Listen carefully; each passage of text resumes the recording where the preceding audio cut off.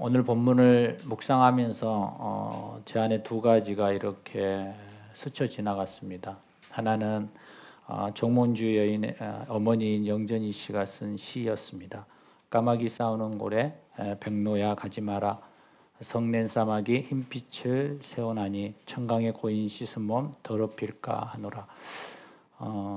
이것은 아마도 이방원이 잔치를 이렇게 벌리고 그리고 정몽주를 초대했을 때 그에게로 가려고 하는 그 정몽주에게 그 어머니 이 씨가 경계하라고 주어진 시입니다.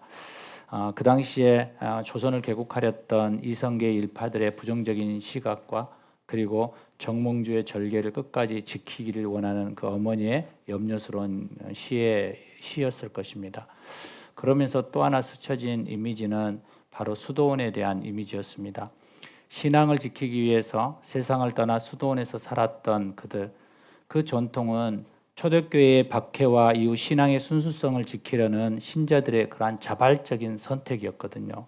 그래서 그들의 수도 생활의 유래가 시작되었습니다. 우리가 너무나도 잘 알고 있듯이 예수님이 십자가에 죽으시고 그리고 부활하시고 승천하신 후에 예루살렘에서 시작한 교회는 성령 충만한 사도들로 인하여서 복음의 선교가 활발하게 이루어졌습니다. 그리고 로마의 곳곳에 그 복음이 확산되어 갔죠. 그런데 얼마 가지 않아서 교회는 바로 혹독한 박해를 겪게 됩니다. 부흥 뒤에 찾아오는 그러한 위협이기도 하죠.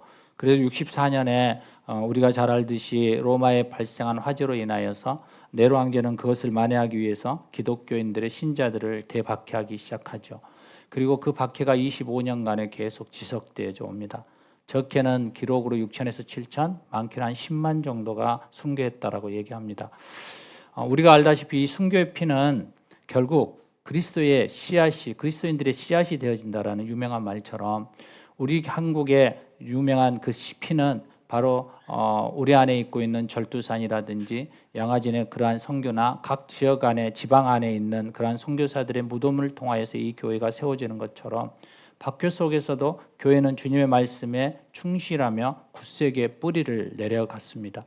그리고 더 왕성하게 그들은 증거하고 전파하고 또한 복음이 확산되어져 갔습니다. 그러다가 313년에 콘스탄틴 대제로 인하여서 기독교가 공인되어지잖아요.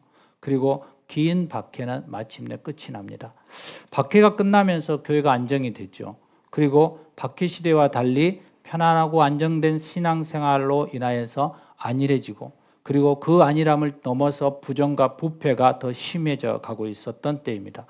이런 상황에서 박해 시기에 순교를 하는 것이 신앙의 가장 확실한 그들에게 표현이었습니다. 그런데 그것마저 사라지자 신앙의 자유를 얻기 위한 그 기회가 점점 그들 안에 나태해지기 시작하죠. 그래서 이 열정적인 그리스도인들이 세속이 주는 이 안락함을 우리가 버리자라고 외치고 사막이나 광야로 들어가서 오직 하나님 안에서만 머물고자 했던 그 흐름이 바로 이 수도원의 유래입니다. 그래서 그들을 뭐라고 얘기하냐면 은수자 또는 독수자라고 얘기하죠. 속세를 떠나 은둔하여서 고백과 고통과 그리고 기도로 나아가는 그러한 수도자들을 이야기합니다. 대부분의 사람들이 이런 절개와 고행과 기도보다 우리가 알다시피 변화나 안전에 대해서 더 민감합니다. 이러한 은수자나 독수자들은 소수에 불과하죠. 그리고 많은 사람들은 그 안전을 보장받기 위해서 스스로 대처해서 살아가는 것이 너무나도 익숙해지죠.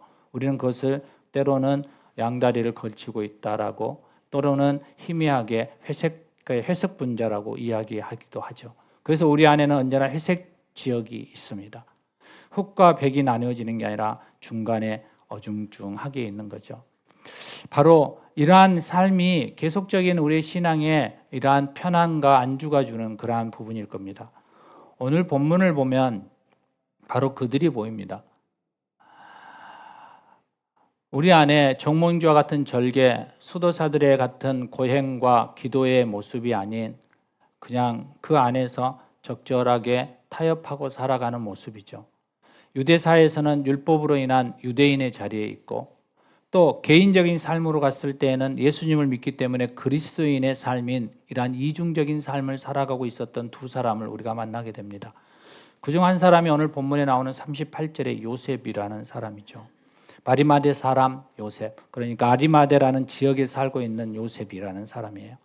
그가 예수의 제자였습니다. 그런데 유대인이 두려워 그것을 숨기더니 2일 후에 빌라도에게 예수의 시체를 가져다기를 구하매 빌라도가 허락한지라 이에 가서 예수의 시체를 가져가니라.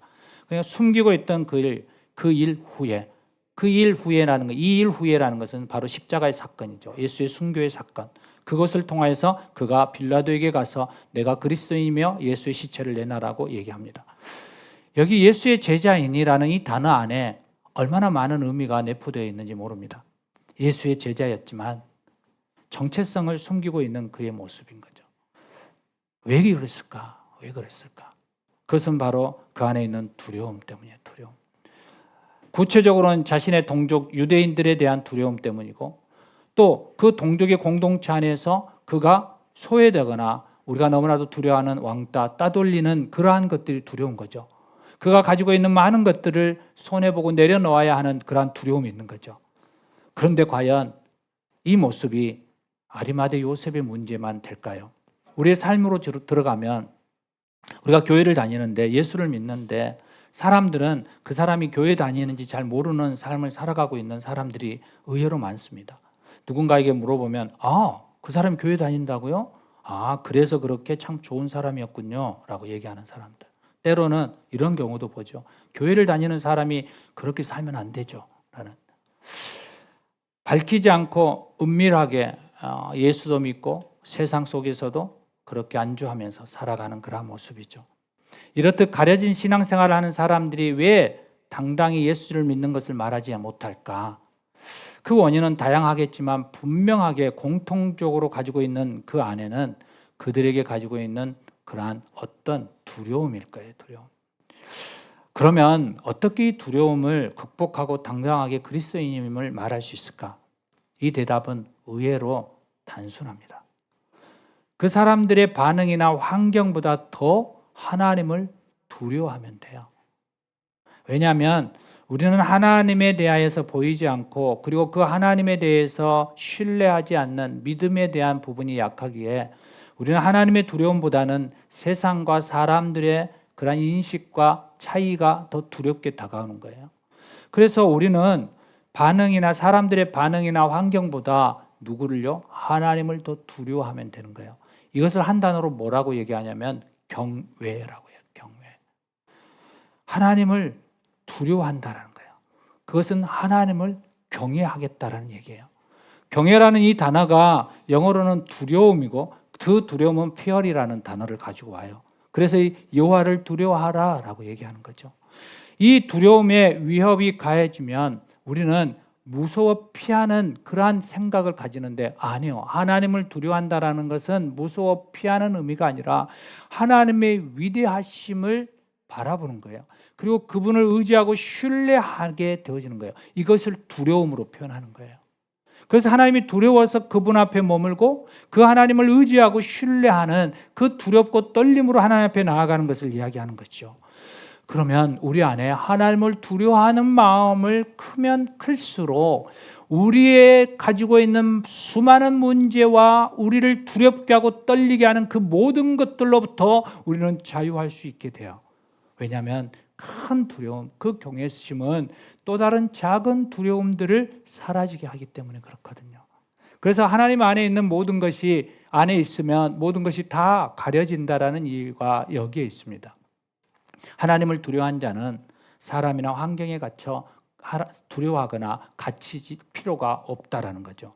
그래서 잠언 14장 26절과 27절에 이렇게 얘기합니다. 여호와를 경외하는 자에게는, 그러니까 여호와를 두려워하는 자에게는 견고한 의리가 있나니 그 자녀들의 피난처가 있으리라. 여호와를 경외하는 것은 생명의 셈이니 사망의 그물에서 벗어나게 하리라. 하나님에 대한 부분이에요. 아리마대 요셉도 마침내 그가 가지고 있던 이 두려움에서 극복하게 되거든요. 그 계기가 무엇이냐면 분명한 것은 알 수 없지만 일련의 십자가의 사건의 과정을 그가 보았어요. 그리고 하나님의 말씀의 기준을 가지고 그것을 새롭게 재해석한 거예요.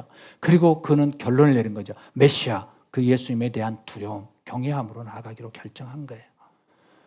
그가 생각했던, 그가 가지고 있던 사람과 평판과 여러 가지의 두려움보다 그 예수님의 메시아 되심에 대한 더 두려움이 있는 거예요. 그 예수를 믿지 않음으로 인하여 내가 당하고 내가 겪어야 할 그것이 더 큰 두려움으로 다가온 거예요. 그래서 그는 그렇게 애절하게 잡았던 그 모든 것들을 놓아버리고자 하는 그 용기를 가지게 된 거죠. 사랑하는 여러분, 오늘 본문 28절을 보면 예수님께서 십자가에 달려 고통의 시간을 보내는 그 장면들이 나와요. 그런데 예수님이 십자가에 달린 고통 중에서 그분이, 그 예수님이 집중하였던 것이 뭐냐면 성경을 응하게 하는 거예요. 성경을 이루게 하겠다라는 거예요. 그래서 28절에 이렇게 얘기하거든요. 그 후에 예수께서 모든 일이 이미 이루어진 줄을 아시고 그가 이제 십자가에 죽으시며 구원이 이루어질 것을 알고, 그리고 마지막으로 그가 또 집중한 게 뭐냐면 성경을 응하게 하려 하기 위해서, 성경을 이루기 위해서 내가 목마르다 하시니. 무슨 말이냐면 하나님의 뜻, 그 하나님의 말씀 앞에 그가 서서 그의 사명을 끝까지 집중하고 계셨다라는 거예요. 경외함을 가진 사람들의 반응이에요. 그분의 필요와 감정을 쏠리지 않고 그 하나님의 뜻에만 집중하는 거예요. 예수님께서는 십자가의 죽음의 고통도 그의 결정에 아무런 영향을 줄 수 없었던 가장 큰 이유는 바로 하나님을 경외하고 그분의 말씀에 집중했기 때문이에요. 사랑하는 여러분, 성자 하나님이신 예수님이 성부 하나님을 가장 두려워하고 그분만을 경외하였어요.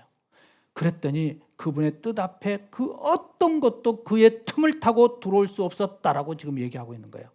아버지의 뜻에만, 아버지의 뜻에만. 바로 이것이 우리가 이 세상을 이길 수 있는 유일한 방법이에요.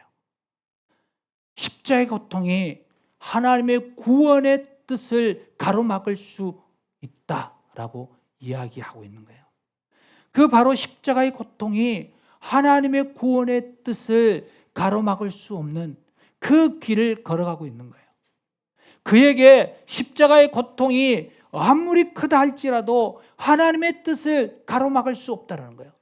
우리에게 고통과 문제가 아무리 커도 그 하나님의 뜻을 이루는 데 그것이 전혀 방해되거나 제해될 수 없다는 것을 이야기하고 있는 거예요. 예수님이 기꺼이 그 십자가를 지시고 그 고통 가운데서도 아버지께만 집중할 수 있었음을 우리는 볼 때 우리는 얼마나 하나님 앞에 집중하며 나아가야 될지 짐작할 수가 없는 거죠. 사랑하는 여러분, 아리마대 요셉도 예수님이 정말 메시아인가? 이러한 마음의 갈등이 있었어요. 우리가 잘 알다시피 세례 요한도 그랬잖아요. 세례 요한도 그가 죽음이 다가왔을 때 예수님이 정말 메시아인가? 우리 안에 계속적인 이 질문은 있을 거예요. 여러분도 내가 신앙생활을 하는데 정말 이게 내가 잘하고 있는 것인가? 정말 예수님이 정말 참신인가? 예수를 믿으면 내가 정말 구원을 받기는 하는 건가? 수없이 우리 안에 들어오는 질문이고 의심이고 또한 그로 인한 갈등일 거예요. 그런데 여러분, 십자가 사건 앞에서 그 요셉은 확실해졌어요. 아, 그렇구나. 예수가 메시아이고 하나님의 뜻이구나. 하나님의 계획하심이었구나. 이것을 발견한 거예요. 그리고 그는 더 이상 그 하나님의 뜻을 밝히 알았으므로 숨어 있을 이유가 없었어요. 저울질할 필요가 없었다라는 거예요. 여러분, 우리에게 가장 필요한 것, 여러분 두려움을 없애고 여러분 안에 갈등과 의심과 그리고 매 순간순간 갈등하는 그 모든 것들을 없앨 수 있는 가장 유일한 방법은 바로 우리가 예수님을 만나는 거예요. 그분이 정말 메시아임을 확실히 깨닫고 믿는 거예요. 그럴 때 여러분이 발버둥 치지 않아도 여러분이 그렇게 쥐고 있는 그 많은 것들을 내려놓을 수 있어요. 사랑하는 여러분, 하나님 앞에 기도할 때 하나님 이거 내려놓게 해주세요. 나 이렇게 살게 해주세요. 나 이렇게 가고 싶어요 라고 기도하시잖아요. 그런데 여러분, 죄송한 얘기지만 그 기도보다 주님을 만나면 돼요. 예수 안에 그 주님을 인격적으로 만나고 하나님의 경외하는 자리로 나아가면 여러분이 기도하는 그 모든 것들은 자연스럽게 이루어지는 거예요. 사랑하는 여러분, 여러분이 그렇게 갈급하게 기도하는 그 대부분은 결론은 이거예요. 그걸 놓고 싶지 않아요 라는 거예요. 나 이거 잡고 싶어요.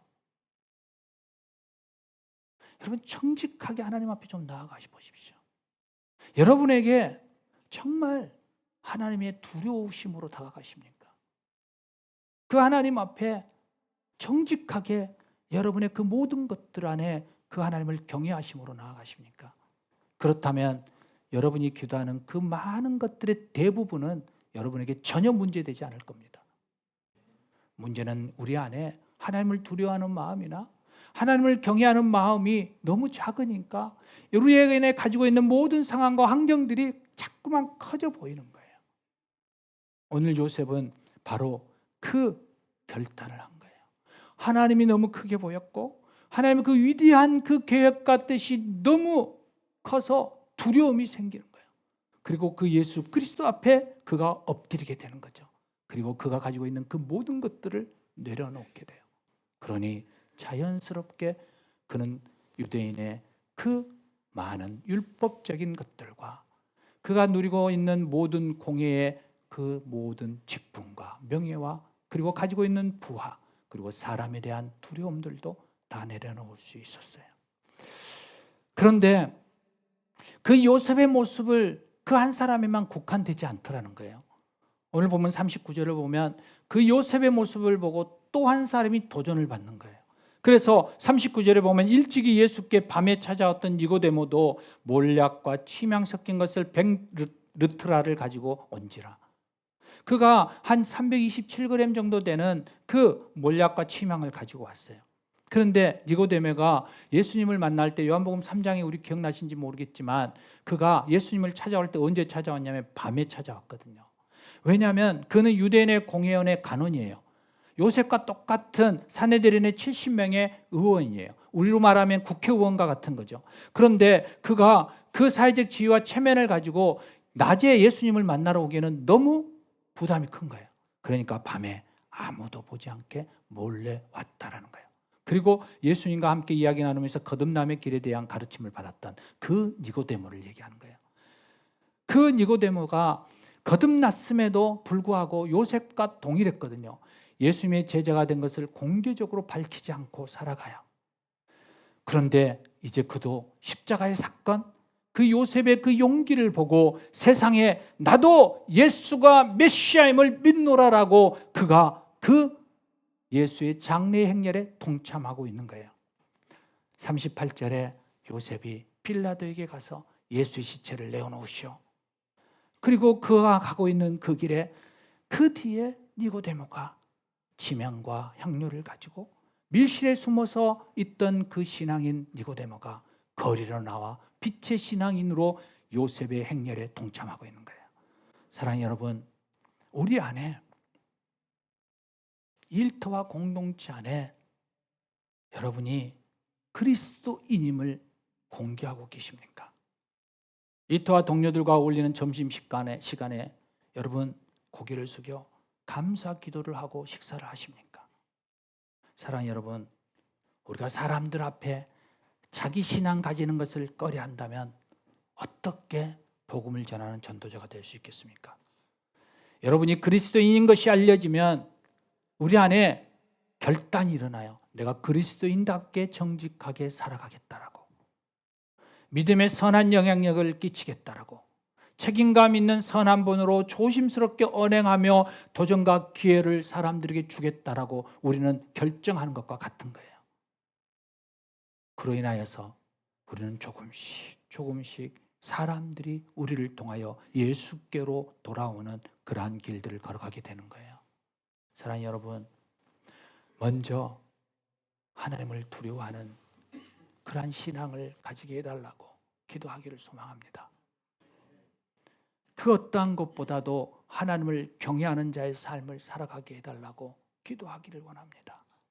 그럴 때 우리는 그리스도인이라고 말할 수 있는 거예요.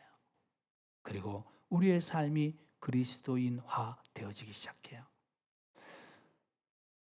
이러한 결단 없이 우리가 신앙생활을 하다 보면 빠지기 쉬운 함정이 있어요. 그게 뭐냐면 신앙과 삶을 유리하는 거예요. 그래서 신앙 따로 삶 따로가 되는 거예요. 신앙 따로 삶 따로. 사랑하는 본성가족 여러분, 30절에 예수님은 가상칠언의 마지막 말씀을 남깁니다.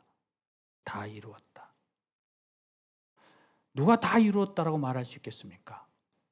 그것은 바로 목표가 있는 사람입니다. 목표가 없는 사람들은 이런 말을 할 수가 없어요. 예수를 믿는 자들은 목표를 분명히 하고 그 목표를 가지고 살아가는 사람들입니다. 그래서 사도 바울도 이렇게 고백하잖아요. 내가 선한 싸움을 싸우고 나의 달려갈 길을 다 마치고 믿음을 지켰으니 이제 후로는 나를 위하여 의의 면류관이 예비되었으므로. 사랑하는 여러분, 목표가 있으므로 달려갈 길을 마치고 믿음을 지켰다라고 얘기할 수 있는 겁니다. 목표가 없으면 마칠 일이 없고 지킬 일도 없습니다. 분명한 목표를 가지고 살아가는 것이 성도들의 모습입니다. 예수님이 이 땅에 오신 목적이 무엇입니까? 십자가를 지는 거예요. 그래서 그는 인간의 죄를 대속하셨고 그리고 그 일을 이루어 가시기에 집중하셨어요. 그래서 제자 베드로가 주님, 십자가를 지지 않아도 돼요 라고 말했을 때 그는 그 유혹에도 아니야 라고 얘기하는 거예요. 사랑하는 여러분, 우리에게 뚜렷한 목적을 가지고 살아가는 그 삶을 살아갈 때 우리는 믿음의 동역자들이 생겨나는 거예요. 우리 안에 진정한 주님을 향한 목표가 동일해졌으면 좋겠습니다.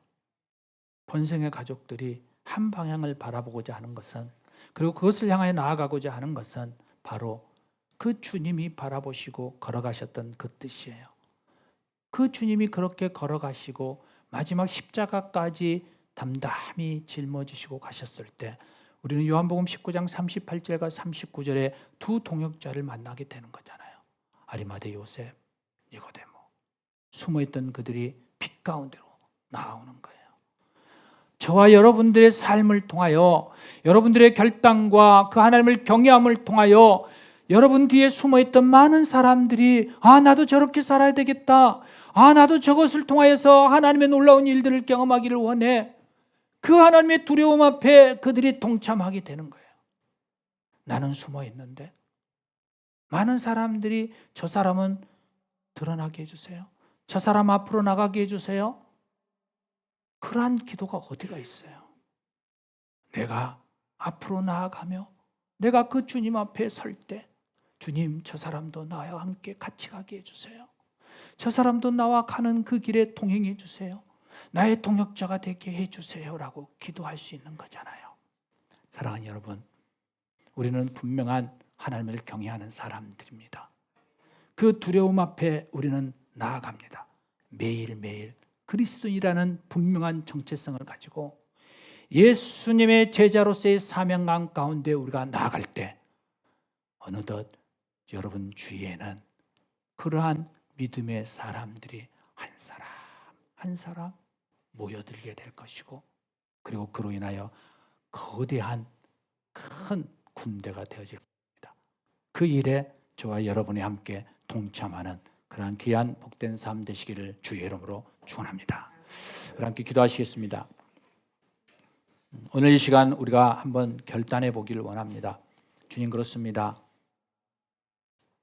내가 그리스도인이라고 말할 수 있는 건 그 하나님을 경외하며 사람들에게 그리스도인됨을 드러내는 것임을 고백합니다.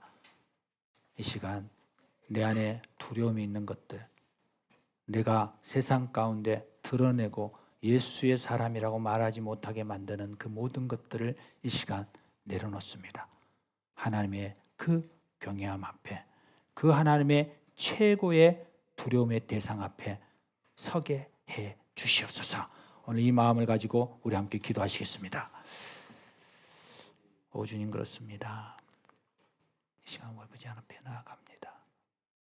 그 두려움 앞에 나아갑니다. 주님, 그 앞에 섭니다. 주님, 주님, 나의 연약함을 용서해 주시고 주님 앞에 서는 귀한 모습이 되게 해 주시옵소서. 주님, 하나님, 이 시간 우리가 주님을 너무 부끄럽게 여겼던 그 모든 것을 죄로 인정하고 고백합니다. 용서해 주시옵소서. 그 하나님만을 경외하고 두려움 가운데 서서 그 하나님 앞에 우리가 그렇게 소원하는 그 모든 것들을 내어놓고 주님의 길 따라갈 수 있는 그 자리까지 나아갈 수 있는 담대함을 허락하여 주시옵소서. 우리 주 예수 그리스도 이름으로 기도합니다. 아멘, 아멘.